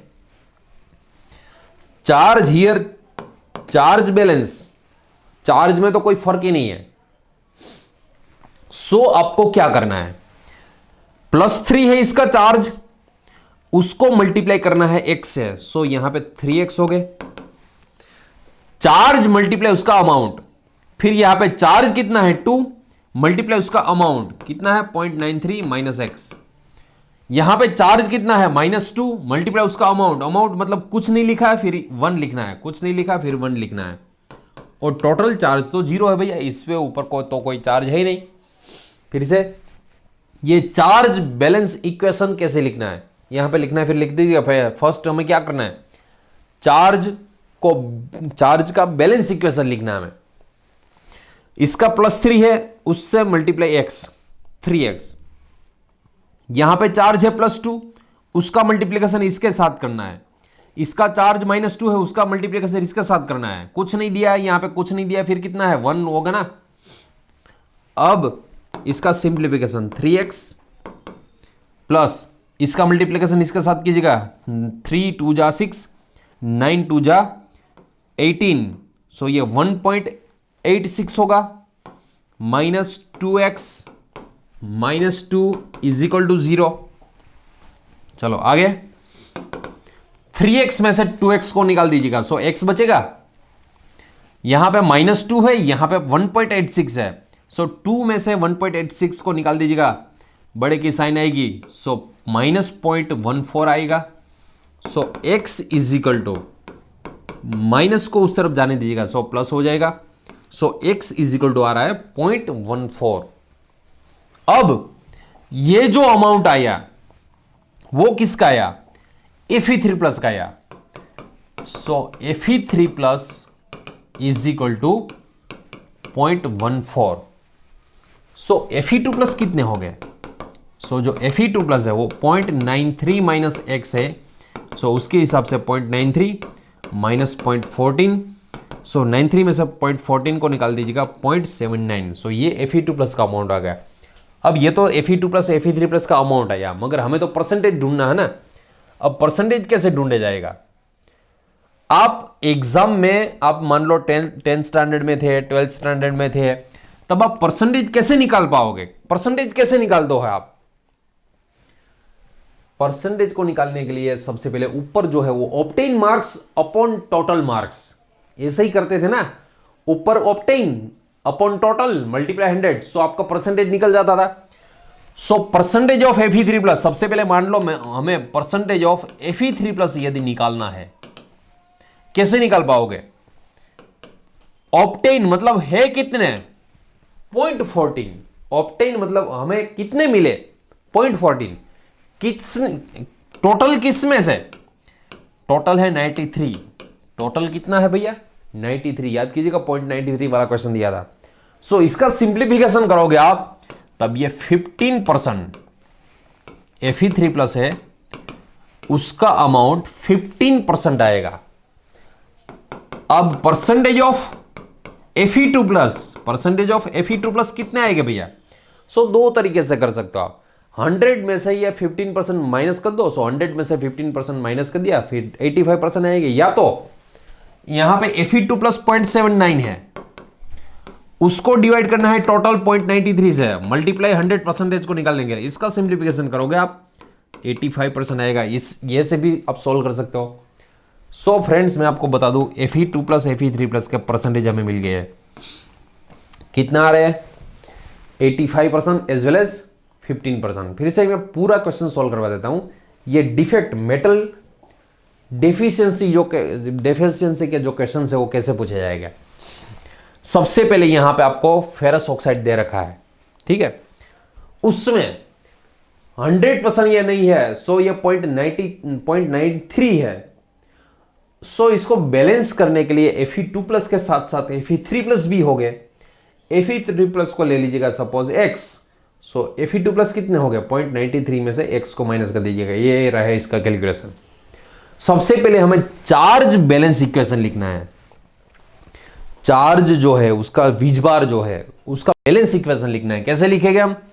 इसका चार्ज मल्टीप्लाई उसका अमाउंट, इसका चार्ज मल्टीप्लाई इसका अमाउंट, इसका चार्ज मल्टीप्लाई इसका अमाउंट। यहां पे कुछ नहीं दिया, फिर कितना लिखना है? हमें 1 लिखना है। इसका चार्ज मल्टीप्लाई उसका अमाउंट, इसका चार्ज मल्टीप्लाई इसका अमाउंट, इसका चार्ज मल्टीप्लाई इसका, और टोटल चार्ज तो यहां पे कुछ है ही नहीं, इसलिए 0। सो इसमें से सिंप्लीफिकेशन करके हमें x मिल जाएगा। x मतलब Fe3+ 0.14, सो यहां पे Fe2+ भी मिल जाएगा। अब परसेंटेज कैसे निकालते हैं? Obtain upon total. यहां पे टोटल कितने हैं? 0.93। ऑब्टेन अपॉन टोटल मल्टीप्लाई 100, सो ये इसके परसेंटेज आ गए 15%। अब 100 में से 15 माइनस कर दीजिएगा, सो 85% आ जाएंगे। या तो आप ऐसे भी कर सकते हो, ऑब्टेन 0.79 है, डिवाइड बाई टोटल 0.93 मल्टीप्लाई 100, सो इसके परसेंटेज आ जाएंगे। ठीक है फ्रेंड्स, सो आप ऐसे आप इसको सॉल्व कर सकते हो। उतार लीजिएगा इसको। और एक क्वेश्चन देता हूं, देख लीजिएगा। और एक क्वेश्चन, मान लो आपको, देख लीजिएगा, कुछ ऐसा क्वेश्चन दे रखा है Fe.95 ओ, इसमें आपको percentage of Fe3+, percentage of Fe3+ as well as percentage of Fe2+ मान लो आपको ढूंढना है। ठीक है, आगे जो मैंने क्वेश्चन कराया था वैसा का वैसा ही क्वेश्चन है ये। जो क्वेश्चंस आगे कराए थे मैंने, जो क्वेश्चन मैंने सिंप्लीफिकेशन आगे कराया था, वो ही क्वेश्चन यहां पे है 0.95 ओ मेटल डेफिशिएंसी का। चलो, अब इसमें Fe2+, ये है ऑक्साइड, कुछ नहीं है यहां पे, फिर ये 1 है, मगर इसको बैलेंस करने के लिए, ऑक्साइड को बैलेंस करने के लिए यहां पे Fe2+ के साथ साथ Fe3+ भी हो गए। मान लो ये है X, जिसका कम अमाउंट होता है उसको आपको लेना है, X लेना है आपको। सो ये कितने हो गए, टोटल है 0.95, उसमें से X निकाल दीजिएगा, सो बाकी के जो बचेंगे वो Fe2+ बचेंगे। अब चार्ज बैलेंस इक्वेशन कैसे लिखना है देख लीजिएगा। चार्ज बैलेंस इक्वेशन, इसका चार्ज मल्टीप्लाई इसका अमाउंट 3x प्लस इसका चार्ज मल्टीप्लाई इसका अमाउंट माइनस इसका चार्ज मल्टीप्लाई इसका अमाउंट इज इक्वल टू 0। सो देख लीजिएगा 3x प्लस 5 2 जा 10, 0 9 2 जा 18, 18 प्लस 1 मतलब यहाँ पे 1.90 होगा ये। 2 multiply x minus 2x minus 2 is equal to 0। चलो नेक्स्ट, 3x में से 2x को निकाल दीजिएगा, सो x बचेगा। 2 में से 1.90 निकाल दीजिएगा, सो 0.10 मिलेगा यहाँ पे। सो x is equal two plus 0.10। x का मीनिंग है ये Fe3+, Fe3+ का अमाउंट आ गया 0.10। सो Fe2+ कितना आएगा 0.95 में से, देख लीजिएगा टोटल हमारे पास जो है 0.95 माइनस x, 0.95 में से 0.10 निकाल दीजिएगा, सो 0.85 आएगा ये। अब परसेंटेज निकालना है, फिर परसेंटेज आप कैसे निकाल पाओगे। सो परसेंटेज को निकालने के लिए सबसे पहले मान लो मैं Fe3+ का परसेंटेज निकालो, percentage of Fe3+, percentage of Fe3+ कैसे निकालेंगे हम। आपको क्या करना है, सबसे पहले ऊपर जो है वो अमाउंट लिखना है अपॉन टोटल लिखना है, मल्टीप्लाई 100, ठीक है। उसके बाद यहां पे देख लीजिएगा, उसके बाद परसेंटेज ऑफ Fe2+ निकालना है। सो यहां पे पॉइंट कितना है 85 अपॉन टोटल कितने हैं 95 मल्टीप्लाई 100 करना है आपको। सो फ्रेंड्स एक काम कीजिएगा, आप खुद सॉल्व कीजिएगा और इसका आंसर निकाल लीजिएगा। इसका सही आंसर जो है वो कौन सा आ रहा है और फाइनल आंसर जो है वो कौन से रहेगा। सो यहां पे आपको मैं फिर से ये सबसे जो मेन पॉइंट है, इसका सबसे इंपॉर्टेंट टॉपिक है, वो इंपॉर्टेंट टॉपिक है ये भैया चार्ज बैलेंस का। इसका चार्ज मल्टीप्लाई इसकी वैल्यू मतलब इसका अमाउंट 3x, इसके बाद इसका चार्ज मल्टीप्लाई इसकी जो अमाउंट है वो मल्टीप्लाई इसका चार्ज, उसके मल्टीप्लाई इसके जो अमाउंट है वो। सो इसमें से आपको क्या मिल जाएगा, वो x मिल जाएगा। आपको x निकाल दिया, उसके बाद आपको Fe3+ का अमाउंट निकाल दिया, उसके बाद आपको Fe2+ का भी अमाउंट मिल जाएगा। सो फ्रेंड्स आई होप कि आपको समझ में आ गया होगा कि इसका जो सॉल्यूशन है वो आपको कैसे करना है, आप कैसे कर पाओगे, ठीक है। चलो ये दोनों का अमाउंट आपको लिखना है और मैं 2 क्वेश्चंस देता हूं आपको ये सॉल्व करना है। थर्ड क्वेश्चन Fe.94 ऑक्साइड, उसके बाद Fe.96 ऑक्साइड, उसके बाद मैंगनीज 0.9 ऑक्साइड। चलो ये जो क्वेश्चंस है उसके सॉल्यूशन आपको। चलो उसके बाद 6 कोबाल्ट 0.79 ऑक्साइड, 0.79 ऑक्साइड। इसके सारे जो क्वेश्चंस है आपको सॉल्व करने हैं। सबसे पहले एक काम कीजिएगा, ये पॉज कीजिएगा और ये जो सारे क्वेश्चंस आपको दिखाई दे रहे हैं उसके सॉल्यूशन आप खुद कीजिएगा। इसमें Fe2+ कितने हैं, Fe3+ कितने हैं, इसमें आपको निकालना है Mn2+ कितने हैं, Mn3+ कितने हैं, इसमें आपको निकालना है कोबाल्ट 2+ कितने हैं, कोबाल्ट 3+ कितने हैं। आई बात समझ में। सो फ्रेंड्स सबसे पहले इसके क्वेश्चंस के आंसर निकालिएगा और उसके बाद आप देखिएगा इसका जो सही आंसर है वो कौन से आ रहा है। चलो आई होप कि आपने ये क्वेश्चन सारे सॉल्व कर लिए होंगे। अब आपको मैं इसका सॉल्यूशन कैसे करना है डायरेक्ट कैसे, में एग्जाम में तो भैया हमारे पास कैलकुलेटर होगे नहीं। चलो मान लो मैंने ये वाला क्वेश्चन दिया था, अब 0.10 अपॉन 0.95, अब एग्जाम में तो क्वेश्चन हमारे पास होगा नहीं कैलकुलेटर, इसका जो आंसर है, एग्जैक्ट आंसर है जो इसका है वो 10.52% आएगा, मतलब नियर इक्वल टू 10% या तो 11%, ये दोनों के बीच में ही है। इसका यदि आप सॉल्यूशन करोगे फिर ये 89.48% आएगा। ठीक है, चलो एग्जाम में तो हमारे पास होगा नहीं ये क्वेश्चन, ये जो कैलकुलेटर नहीं होगा। ये जो सारे क्वेश्चन है उसके हम सॉल्यूशन कैसे कर पाएंगे। मान लो ये वाला क्वेश्चन है, सबसे पहले मैं इसकी बात करूं, आपको सॉल्यूशन में बता दूं इसका डायरेक्ट सॉल्यूशन कैसे करना है।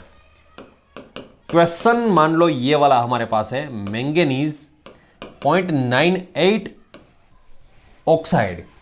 इसमें मैंगनीज के आपको Mn3+ का परसेंटेज कितना है, Mn2+ का परसेंटेज कितना है, इसके परसेंटेज निकालने हैं। मान लो इसका डायरेक्ट सॉल्यूशन कैसे करेंगे, ट्रिक दे दूं। सबसे पहले आपको मैं ट्रिक दे दूं, देख लीजिएगा। 0.98 इसको परसेंटेज में पहले तो कन्वर्ट कर दीजिएगा। परसेंटेज में कितना हो गए, ये 98% हो गए। परसेंटेज में कितने हो गए, 98% हो गए। 98% है, 100 में से 98% को माइनस कर दीजिएगा, सो 2% आएगा। फिर से देख लीजिएगा, ये 0.98 है, उसको पहले तो 98% कर दीजिएगा, 100 में से ये माइनस कर दीजिएगा, सो 2% आएंगे। अब इसमें से कम अमाउंट, ये 2 माइनस है, फिर ये 2+ होगा। जनरली ये 2 माइनस, ऑक्सीजन तो 2 माइनस होगा ना, सो ये 2+ होगा। सो ज्यादा अमाउंट होगा 2+ का और कम अमाउंट होगा इसका।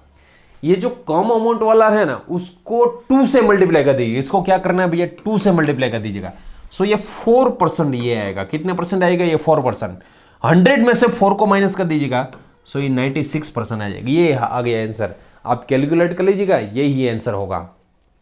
फिर से कैसे मैंने ये डायरेक्ट आंसर निकाला, 100 में से एक काम करना, पहले तो डायरेक्ट एक काम कीजिएगा, मैं इससे भी कम टाइम में और शॉर्ट में सॉल्यूशन करवा देगा। पहले तो जो भी यहां पे आपको दिखाई दे रहा है ना, उसको 100 में से माइनस कर दीजिएगा। 100 में से 98 को माइनस कर दीजिएगा, सो कितना आएगा, 2 आएगा। उसको परसेंटेज कर दीजिएगा, पॉइंट पॉइंट निकाल दीजिएगा इसका। आपको डायरेक्ट यही याद रखना है, 100 में से 98 को निकाल दीजिएगा, सो 2% आएगा। 2 को 2 से मल्टीप्लाई कर दीजिएगा, मल्टीप्लाई ऑलवेज 2 से करना है, सो 4% आ जाएगा। जो कम अमाउंट है 4% आएगा। 100 में से 4 को माइनस कर दीजिएगा, 96% Mn2+ का। आप कैलकुलेशन कर लीजिएगा, वो ही आंसर आएगा। ठीक है, चलो एक काम करते हैं, और एक क्वेश्चन। मान लो हमें मैंगनीज, चलो Fe की बात करें, 0.96 ओ ऐसा कुछ दिया गया है। चलो 0.96 ओ ऐसा कुछ दिया गया है। इसमें आपको पूछा जाए कि Fe3+ और Fe2+ का परसेंटेज निकालना है। सबसे पहले क्या करना है, 100 में से 96 को माइनस कर दीजिएगा, सो कितना आएगा, 4% आएगा। 100 में से 96 माइनस कर दीजिएगा, सो 4% आएगा। 4% का डबल कर दीजिएगा, डबल मतलब उसको 2 से मल्टीप्लाई कर दीजिएगा, सो 8% ये रहेगा। 100 में से 8 को माइनस कर दीजिएगा, सो 92% ये वाला आएगा। आ गया मैच। चलो और एक क्वेश्चन, मान लो आपको दिया गया है Fe 0.95 O दिया गया है। इसमें Fe3+ और Fe2+ का आंसर निकालना है। 100 में से 95 को माइनस कर दीजिएगा, सो 5% आएगा। इसको मल्टीप्लाई 2 कर दीजिएगा, सो 10% ये आएगा नियर इक्वल टू, और 90% ये आएगा। देखिएगा थोड़ी देर पहले ही हमने किया था, जितने 100 के नजदीक होगा ना, जितने 100 के नजदीक उतना परफेक्ट आंसर आएगा। मगर जैसे 9.95, 94, 92 ऐसा आएगा, थोड़ा सा चेंज आएगा, थोड़ा सा। चलो यहां पे हमने ये क्वेश्चन सॉल्व किया था Fe 0.95 O वाला, सो उसमें Fe3+ का अमाउंट 10.52% था, इसका परसेंटेज था 9.48, मतलब ये नियर इक्वल टू 90% हुआ ना, ये नियर इक्वल टू 10% हुआ। सो यहां पे इसका जो आंसर है ये हमने निकाल दिया, देख लीजिएगा ये 90%। सो आपको ऑप्शन को देख के आपको समझ में आ जाएगा कि ये ऑप्शन एग्जैक्ट ऑप्शन तो देंगे नहीं आपको। सो यहां पे इसको देख के आपको पता चल जाना चाहिए कि भैया इसका जो आंसर है वो क्या निकालना है। मगर ये ट्रिक जो है ना, ये ट्रिक नियर इक्वल टू है, ये यूनिवर्सल नहीं है। ऐसा नहीं कि ये ही सही है, एग्जैक्ट ये आएगा, ये ऐसा नहीं है, मगर ये नियर इक्वल टू आएगा। सो आपको ये इंस्टेंट आंसर निकल जाएगा। 0.90 मान लो, सबसे पहले हमने यहां से स्टार्ट किया था 0.93 से ऑक्साइड। सो Fe3 प्लस और Fe2 प्लस का इसका आंसर निकालना, मान लो 0.93, 100 में से 0.93 को निकाल दीजिएगा, 100 में से 93 को, सो ये 7% आएगा। 7 को मल्टीप्लाई 2 से कीजिएगा, सो ये 40%, और ये जो आएगा वो 40 निकाल दीजिएगा, सो 86% आएगा। ये ट्रिक से आया, मगर ओरिजिनल जो इसका आंसर है, याद कीजिएगा हमने थोड़ी देर पहले निकाला था, ये 15% है और ये 85%, ये ओरिजिनल है। मगर ये आपको पता तो चल जाएगा ना, ये नियर इक्वल टू, ये हमने ट्रिक से निकाला, सो एग्जाम में तो आपको पता चल जाएगा। ये दोनों ऑप्शन तो देगा नहीं आपको, यदि दोनों ऑप्शन देगा फिर आपको ये करना ही है, परफेक्ट कैलकुलेशन करना है आपको। आई बात समझ में? सो फ्रेंड्स, आई होप कि आपको ये ट्रिक भी समझ में आ गई होगी। मगर मैं आपको बता दूं, इसमें ये मत ट्रिक लगाएगा 0.79 ऑक्साइड में, इसमें ऐसा मत कीजिएगा कि 100 माइनस 0.79 कर देगा आप। ये ट्रिक कहां तक की है, 100 में से यहां पे 0.93 तक ये अच्छी तरह से चलेगी, 0.93 तक अच्छी तरह से चलेगी। मगर जैसे जैसे कम अमाउंट होता जाएगा ना, ये ट्रिक इसमें नहीं चलेगी। इसमें तो आपको कैलकुलेशन करके ही निकालना है। इसमें कोबाल्ट 3% और कोबाल्ट 2, इसमें इसका जो आंसर है वो 53% आएगा और इसमें 47% आएगा। ये इसका सही आंसर है। सो इसमें ये ट्रिक मत लगाएगा। ट्रिक कहां तक लगानी है आपको, आप ट्रिक एग्जैक्ट 0.99 में लगेगी, 98 में लगेगी, 0.97 में भी लगेगी। यहां से थोड़ा फ्लक्चुएशन आएगा, 0.95 में थोड़ा ज़्यादा, 0.94 में थोड़ा सा और, यहां तक ट्रिक लगाएगा। उसके बाद ये वाले में ट्रिक मत लगाएगा। इसमें तो आपको ये पूरा कैलकुलेशन करके ही निकालना है आपको। आई बात समझ में? चलो ये उतार लीजिएगा। अब नेक्स्ट आपको मैं, ये तो चलो metal access defect, metal deficiency defect, ये तो पता चल गई। अब और एक थर्ड डिफेक्ट है इम्प्यूरिटी। छोटा सा टॉपिक है, देख लीजिएगा, इम्प्यूरिटी डिफेक्ट। इम्प्यूरिटी डिफेक्ट, यहां पे मान लो सबसे पहले मैं NaCl, सोडियम क्लोराइड है, उसका मैं ड्रॉ कर रहा हूं। चलो सोडियम प्लस, पूरे ध्यान से देखिएगा भैया, सोडियम प्लस, सोडियम प्लस। चलो यहां पे मान लो है हमारे पास सोडियम प्लस, यहां पे भी है मान लो सोडियम प्लस, और NaCl का हम ड्रॉ कर रहे हैं। यहां पे सोडियम प्लस है मान लो, यहां पे सोडियम प्लस, यहां पे सोडियम प्लस। चलो यहां पे है मान लो Cl माइनस, ऑलमोस्ट दोनों की साइज सेम होगी भैया। यहां पे Cl माइनस, यहां पे Cl माइनस, यहां पे Cl माइनस, यहां पे Cl माइनस, यहां पे Cl माइनस। मान लो कुछ इस तरीके का हमारे पास NaCl जो है उसका हमारे पास क्रिस्टल है, लेटाइस है। अब NaCl, ये जो NaCl आपको दिखाई दे रहा है, उसमें मान लो मैं NaCl में मैं स्ट्रोंशियम क्लोराइड ऐड कर दूं, सोडियम क्लोराइड में मान लो मैं स्ट्रोंशियम क्लोराइड ऐड कर दूं, तब क्या होगा देख लीजिएगा। सोडियम +1 होता है, स्ट्रोंशियम जो है वो 2+ होता है। स्ट्रोंशियम में 2+ होता है क्योंकि 2Cl2, 2Cl Sr2+ होगा, सोडियम में तो Na+ ही होगा। सो हमें 2Na+ चाहिए, तब यहां पे बैलेंस होगा स्ट्रोंशियम के साथ। ये दोनों अपने आप में कब बैलेंस हो गए, 2 सोडियम प्लस चाहिए। सो फ्रेंड्स, मैं NaCl में यदि SrCl2 डाल दूं, फिर क्या होगा, मान लो एक Sr2+ इसमें डालना है, तब हमें 2Na+ को निकालना है, तब जाके ये पॉजिटिव का बैलेंस होगा। सो मान लो मैंने 2 सोडियम निकाल दिए, देख लीजिएगा 2 सोडियम में निकाल देता हूं। अब 2 सोडियम के लिए हमें डालना तो सिर्फ एक Sr2+ ही होगा। सो क्या होगा, 2 Na+ निकल जाएंगे, एक Sr2+ आएगा, और यहां पे जो दूसरा Na+ निकल गया वहां पे वैकेंसी डिफेक्ट जनरेट होगी। क्या होगी भैया, वैकेंसी डिफेक्ट, यहां पे वैकेंसी जनरेट होगी। सो ये डोपिंग करने से, एक्चुअल में इसको जो इंप्योरिटी डिफेक्ट बोला जाता है, डोपिंग वर्ड नहीं इसके लिए यूज किया जाता है, इसको इंप्योरिटी। इसमें Na+ की जगह पे Sr2+ आ गया।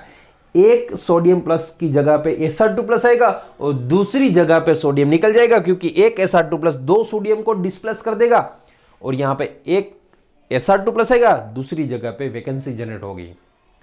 अब वैकेंसी कितनी जनरेट होगी, ऐसे क्वेश्चन पूछ सकते हैं।